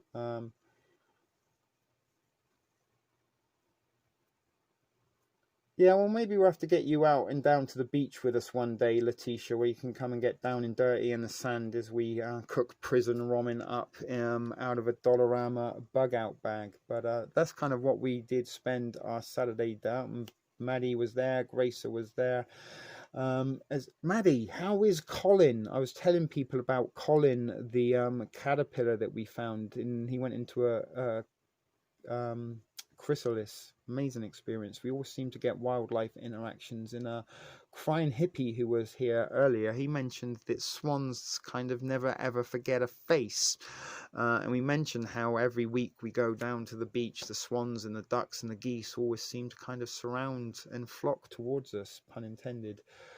He's still in his cocoon. Brilliant. I'm so fucking tired of having to having a signal to enjoy the show. Buffering always. I'm sorry to hear that, Things. What have you got going on? Is that like Wi-Fi issues, or are you on mobile of not having a signal? I hate that, Darcy. And again, you're one of those characters in the chat that always kind of lifts a little bit of spirits there. Do they allow horses on that beach? I've never seen one, Noble Victory, but not to say that they're not allowed. I mean, I don't know who would stop you if you did turn up with a horse. They do bring dogs down there a lot. Where are you, Noble Victory? Are you in and around Canada or Toronto by any chance? QAnon, I would have to say, in my personal opinion, and this is not telling anybody what they need to think or believe, and as I said, this is my opinion, and I'm not necessarily saying I'm right and wrong, but QAnon seems like the one world order waiting to happen, like the controlled opposition, create the fake messiah. Oh, he's here to bring down the new world order and the elites, and he's doing all he can. Just trust the plan. Now, here's the thing, guys. You understand that we live in an age of almost total censorship, and where the elites are watching every last move that we're making, yet somehow QAnon, with a plan to bring them down, manages to maintain a Twitter, Facebook and YouTube account. Please. But as I said, guys, if you want to believe in QAnon and trust the fat plan, then that is entirely up to you. We say you're entitled to believe exactly what you want to believe. When you come to the thrift store, just be excellent to each other. But my opinion is, where we go one, where we go all, sounds like the mantra for the one world order. And kind of, you can almost imagine, oh, we brought down all this corruption, we brought down the pedophiles in Hollywood, in the banking guild, in the militarized industrial complex. But in order to maintain that this never happens again, we're going to need maybe a singular world order. And even like Q itself is a zero there. I have friends all over Canada, my second home.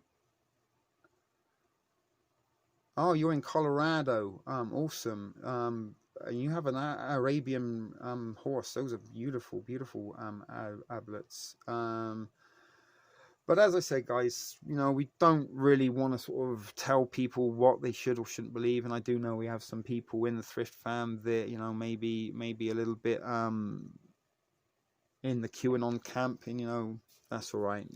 As I said, I'm not telling you what you should think, and this is just my opinion. But where we go one, we go all sounds very, very singular, and that is where we are heading to a singular world. A little bit like how Emperor Palpatine manipulated the entire galaxy into believing that there was a threat from the Trade Federation, and that the Jedi had become corrupt and unserving to the Republic, and we're out on their own agenda. This is a little bit like we are seeing now in reality, and I tell you how fiction does prepare us to reality. And right now we are kind of in Revenge of the Sith. The elites are up in their game. They are about to unleash their singular totalitarianism. But as we know from past, even back to the Napoleonic era, in the Napoleonic Wars, that the elites have controlled every side of each conflict. So, you know, not only were they funding the Nazis, they were funding the Allies, and the profit from the war efforts were going into the banker Kabul pocket. So it would make only sense now that maybe that they would also be controlling both sides of the fight now, you know, that you've got the elites versus QAnon. Is this controlled opposition?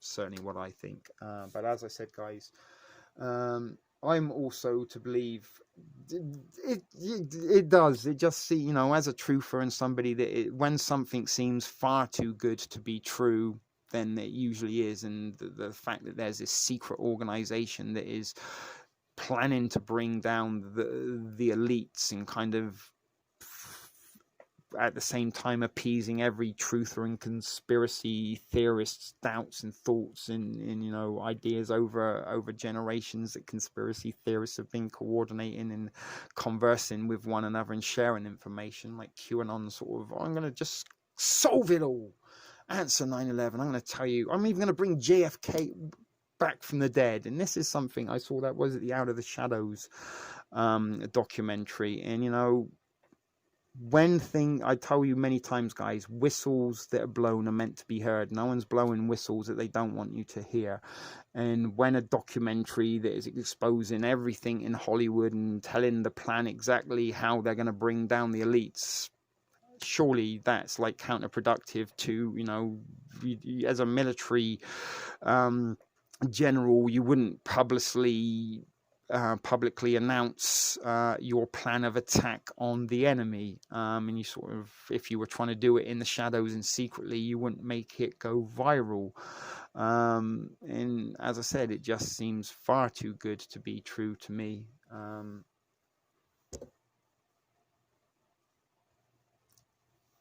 Noble is awesome. If Williams count, you know, then noble you are. And I'm guessing one of our people. Awesome. It's glad to see that. Not a secret. That we are all in this together. But as I said, if this is the secret to bring down the cabal, then really is making a documentary about how you're going to do it the best thing to do, because maybe the cabal might like watch that and like, hey, you've seen this video about QAnon just uploaded? Yeah, he's going to bring us down. It's going to blow up underground bunkers and stuff. Maybe we should like up our security on that. Maybe we get some of those directed energy weapons, perhaps, you know, that could deter him, you know, like we used to bring the towers down on 9/11. Maybe we could use those on QAnon. Think about it. But as I said, where we go one, we go all. He never said, is it the JFK Jr. that is supposedly, I was kind of being flippant then, Becky, and as I said, I do know that you are a fan of QAnon, but you know, we can agree sometimes to disagree. But they said, within the end of that documentary, that Robert Kennedy Jr. is the only one that could deliver the message. Why? You know, would people out in Syria be, I wouldn't believe this QAnon unless JFK Jr. gives a message. Oh, there he is giving a message. It must be true. You know, couldn't maybe George Clooney give the message? Could maybe, I don't know, they resurrect Lady Diana, get her to give the message, or Mother Teresa? I don't know why he is the person that they say should be the one to deliver the message. And as I said, the fact that this is so viral in a world that, you know, when you can post something on Facebook that within seconds can be censored because they don't want you to see it, when viral videos of Q and how he's going to bring down the cabal are going viral and getting millions and millions of views, is because they want you to see it, in my opinion. But as I said, I may be wrong.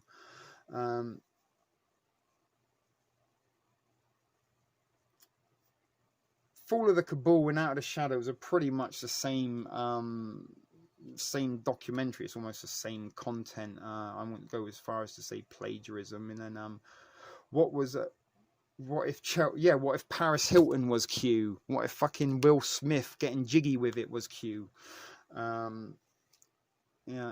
What if one of the Kardashians is? What if Hulk Hogan is, you know? Personally, if it was B.A. Baracus, Mr. T, that would be who I would accept the message from. I'm joking, I was being flippant then. 2020 vision, clarity.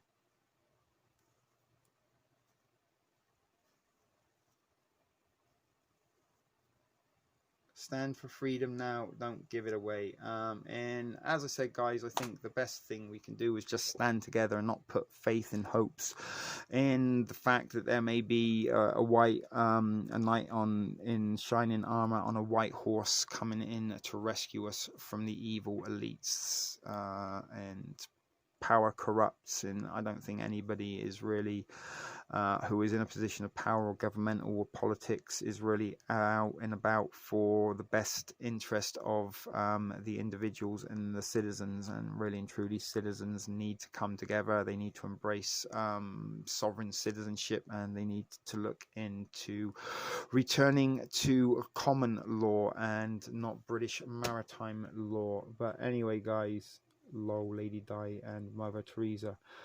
It wouldn't surprise me if they haven't got them cloned down in the Antarctic, Letitia, there.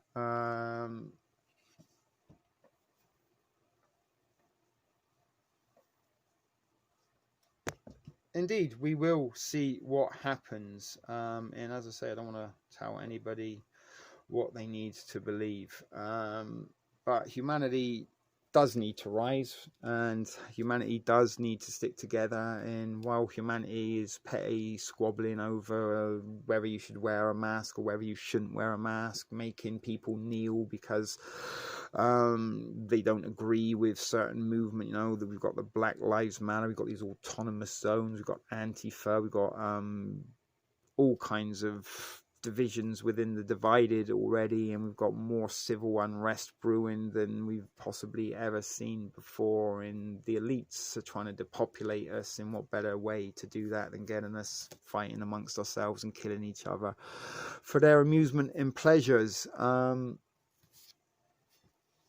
Government is slavery. Indeed it is. Slavery was never, ever, ever abolished. It was just industrialized. And just to make you know, the wrong side won the Civil War. And I'm pretty sure some of our southern viewers will agree with me. It was the southern states, the Confederacy was not the enemy.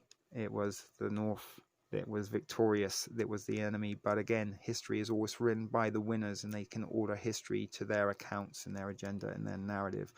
But it wasn't about releasing slaves because they wanted the slaves to be free. It was about releasing the slaves because slaves cost too much money to the slave owners, having to keep hundreds of slaves fed, homed, and clothed, as well as providing them with medical treatment if they did indeed succumb to sickness or injury through work. That was coming out of the slave owners' pocket. So the illusion of giving them the freedom and paying them a pittance of their value was the industrialization of slavery, and that industrialized slavery remains in place to this day. We are all enslaved by debt, by the banks, and by employment. We're not allowed to function unless we are acceptance of all of these things. Now, I've lived for over 12 years now without a bank account, without any credit or debit cards, and without any governmental identification. If or not, that is a smart thing to admit, but this is kind of the grey man principle, that living in plain sight but off the grid as much as you can. I'm not saying I'm invisible, far from it, but I don't have the kind of traceable footprint that some people who have debit and credit do.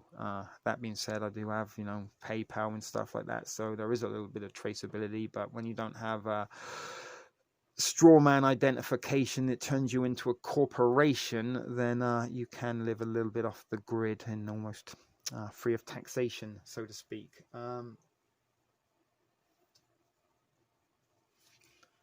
No, they don't, and this is what you know, the shadow banning and the passive censorship is all about. They want, they don't want, you know, they let us kind of have our channels, but they don't want people seeing them, and that's why, you know, I still got no thumbs down. That is amazing, especially after last week when we got hundreds of them. Brilliant. I'm a rebel, born one and will die one. Yeah, and I was just talking earlier a little bit about how, I don't know how accurate it is. It's kind of weird with these ancestry things, how people who sort of research in them are always sort of somehow connected to people of interest or famous people. But my bloodline on my mother's side is related to John Marsh, who was one of the founding fathers. I'm not sure if any of you Americans familiar with history know who that is, but I'm not exactly that familiar. I only know this from what my mother has told me.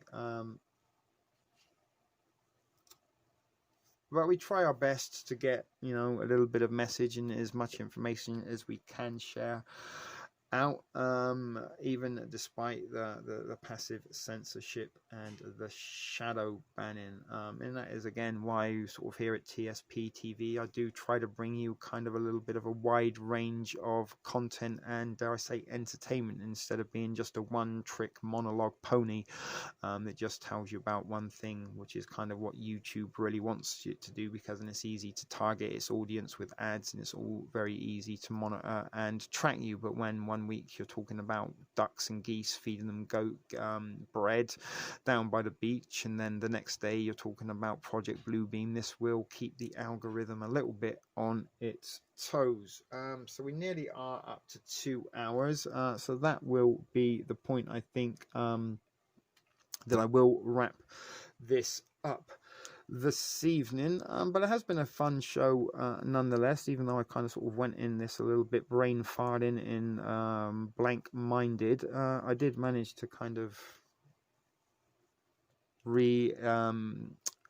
retell the story and account of our simulated bug out down on the beach here on Lake Ontario. And as I said, we're going to have to drag little Letitia down there one day. Yeah, well, this is the thing about BitChute and what's the other one? DLive. For now, they're pretty like censored free, but I'm pretty sure the bigger they get, then they will be acquired by either Facebook, Google, or YouTube. And almost now it's a little bit of a data collection.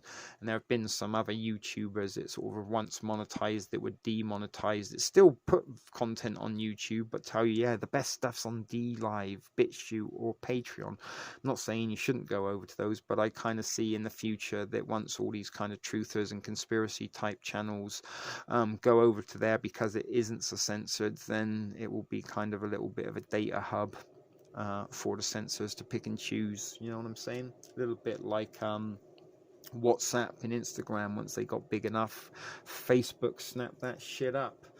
It is, William, we are under the probably biggest experimentation on a global scale of human farming, social engineering, and conditioning us into the acceptance of the one world order. And this is another thing that is this part of Q's plan to allow us to be tortured and suffer this way, you know, isn't the time. You know what, maybe fast track, you know, look what he's doing to humanity, you know.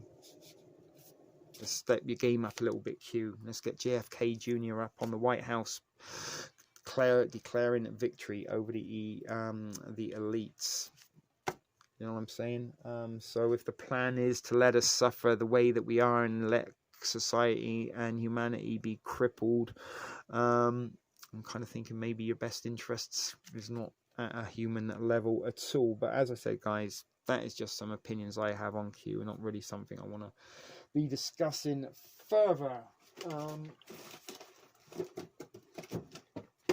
But as I was saying, it was a pretty cool show tonight. We're down to 13, so we didn't quite get up to 20 viewers tonight as we had hoped.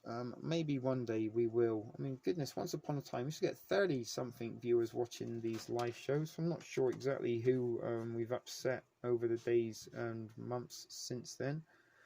Well, anyway, sometimes quantity or quality will prevail over quality, unless it's weed or hookers or other kind of drugs. Then sometimes, like, just having a, you know, I'd rather have $5 $50 hookers than one $250 hooker, if you know what I mean. But anyway, we are getting ready to play out a little bit now as we get close. Although not quite yet. Let's try and drag it out to the 2 hour mark. There is the tip jar once again if anybody wants to get me a pack of smokes for my birthday, or maybe contribute to some buds. That would be greatly appreciated. But in particular tonight was particular fun because we did have some new viewers to the thrift store, and maybe we found some new thrift fam community members. So it's always nice when we get newbies. Not saying it's not nice when the regular offenders turn up. We love the regular offenders, of course we do, but it is always nice, and I think some of those regular offenders also will agree that it's nice to bring some new blood into the community.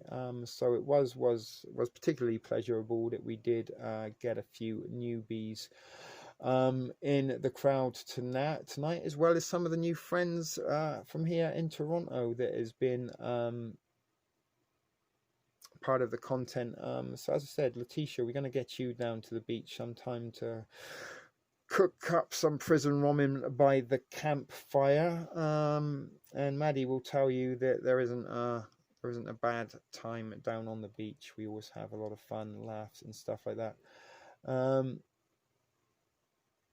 But thank you, William. I do appreciate all of this. Send you some blueberry kush. My good, some blueberry kush would be nice. Where is my weed? That's probably what I could do. Roll myself a little splifferino, just to sign out. Thank you, Letitia. And again, you know, stay strong, and you have become quite a superstar and possibly a more worthy leader than others for the movement and the campaign and the cause. Why? Because you're authentic and genuine, and maybe not driven by a handler or ulterior motives, perhaps. But anyway, you stay strong, Letitia. And as I said, guys, if you haven't already, go and show some love to the other YouTubers that we had in the chat tonight. And this is how you know, how we strengthen and how we build a larger community. We're not in competition. Humanity needs to be solidified and stand in solidarity more than ever before right now, because we're not our enemies. The elites are our enemies, and sooner humanity realizes that we all face the same enemy and we're fighting each other needlessly, the better it will be. If or not that happens, I don't know. Yes, you will. We'll be in touch. Maybe ring little Barefoot Judy as well. She's quite interesting. I haven't seen her for a while. But there has been a lot of interesting goings on, I think, at the protest in the last few weeks. And maybe some sinister influence behind the scenes. You know who I'm talking about, Maddie, right? But anyway, let's not go into that. I'm going to roll myself a little something. We've got a couple of minutes to kill before we go out tonight. You know what? I'm going to play out with a little thrift prayer, if that's okay with you. And as some of you may be aware, I am not a religious person. I am an atheist, but I do think it is important for you guys that do have faith and beliefs of your own to stick to those and hold them dear and close to your heart, probably now more than ever. As I said, we are in some very, very dark times, so I do a little kind of prayer, I guess, to whoever it is that listening and whoever it is that is in charge. I like to refer that to that as the force.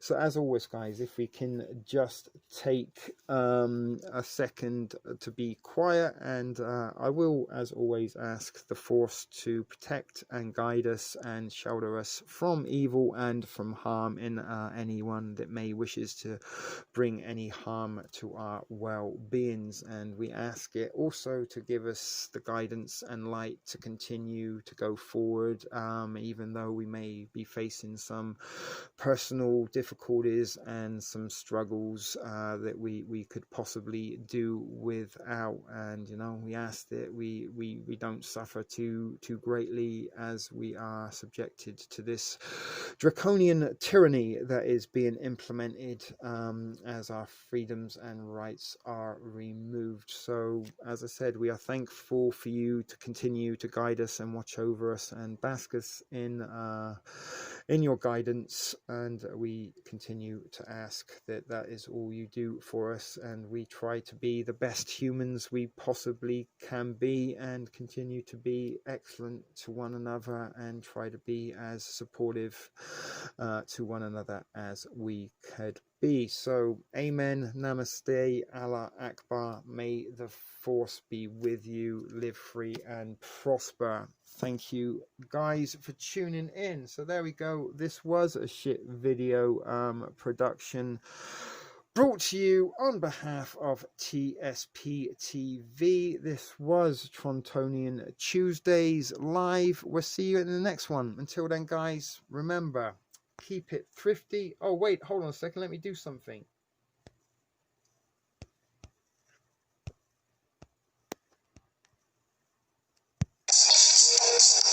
It's an outro. So thanks everyone who did watch tonight. Thanks for tuning in. It's been a great live show tonight. We may catch you tomorrow for a live birthday bash.